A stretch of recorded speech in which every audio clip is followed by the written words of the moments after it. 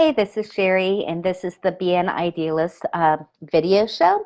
Eventually, will turn into a podcast. And as I'm kind of exploring my voice and my style and really how I want to present this podcast, yes, this is a beta test. These videos are the beta test. The past several weeks, I've been spending a lot of time listening to different podcasts, all kinds of different podcasts. Yesterday, I came across a podcast called Bad with Money. And toward the end of that podcast, there was someone said something that just sat with me all day. What she said was, it's brave to be broke and still doing what you want to do.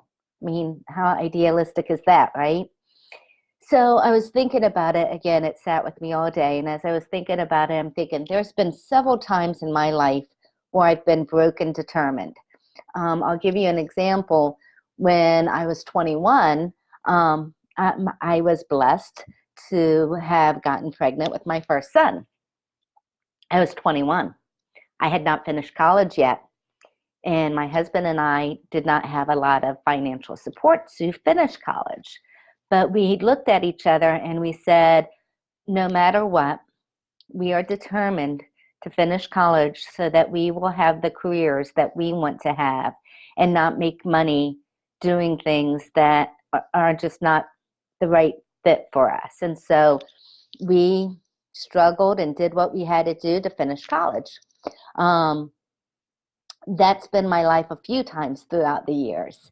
But I've also had opportunities where I have made a lot of money doing things I had no business doing. So that doesn't mean illegal. I didn't do anything illegal that I know of.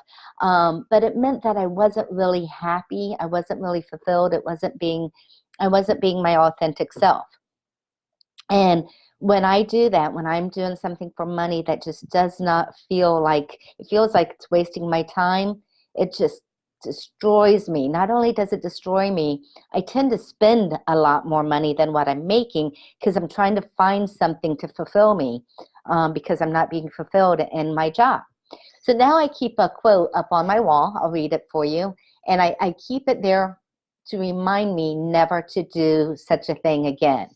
And it says, when you are forced to be in a manner that is out of character for your temperament, it creates tension and discomfort, requires extra effort and energy, and produces less than the best results. So if it's not the right fit for me, I'm not going to do it because I know it's not going to go well. So thinking about people I know, and let me know if this is something that might resonate with you. Let me know in the comments or whatever. But have you been in a job that looks good on paper, but it's just causing your whole being to wilt away? That's where I've been. It just caused my whole being to just melt away, and I had to find other reasons to fulfill it. And so the money wasn't worth it. Other times, and I've been in sales forever, and I just recently saw a sales training that said you have to be whatever the client wants you to be or needs you to be to get that sale. And that just gut punched me because I've been in that situation and it's not right. Just like the quote I just read, it just doesn't feel right. The money's not worth it. The promotion's not worth it. If you're not being true to yourself, you're not going to do well. But then there's the last scenario that I thought of is how many people I know who are broke or broken, and they use that as an excuse to not create their ideal life. And I think there's been several people I know that way. And so I really, really like that quote. It's brave to be broke and still doing what you want to do. And I think we could even say it's brave to be broken and still be doing what you want to do. That's courage. And being an idealist takes courage. It takes a bit of faith. It takes a lot of ingenuity. There's a fun word. Last week I was speaking to a potential client. She's an idealist. She's trying to create her own company. She doesn't have a lot of money to invest in it. And what she wanted to do was going to take a couple $1,000s, which I knew she didn't have to spend. So I told her, let me think about it for a while. And after about a day or two, I came back with a solution for her, which would cause her more work, but is going to get her the same results as what she was trying to get for less money, because she didn't have the money to spend. So yeah, sometimes it takes more work if you don't have the money, but you have to look at things from different angles. You have to have that ingenuity, see, I could say it, to figure things out. But most importantly, creating your idealistic life or your ideal life takes authenticity.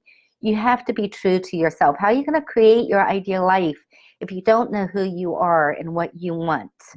And in that podcast, the Bad with Money podcast, um, she talks a little bit about class anxiety, that feeling of anxiety that people are going to judge you because you don't have a lot of money in your bank account, or you can't pay to go to dinner that night, or you're not wearing the best clothes, or you're not driving the best car. And I've lived with that class anxiety. I know what that's like, and I put that aside now, because what I've learned is if you're busy being true to yourself, if you're busy creating your ideal life, you don't have time for people who will judge you. I'm not going to tell you some fantasy that no, people aren't judging you. No, people are judging you. But focus on who you want to be in the life you're creating, and you won't have time to deal with the people who are judging you.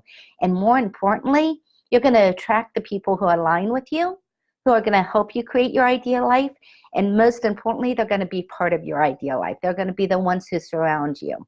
So that's what I have today. Hope it helps, and go out and have an ideal life.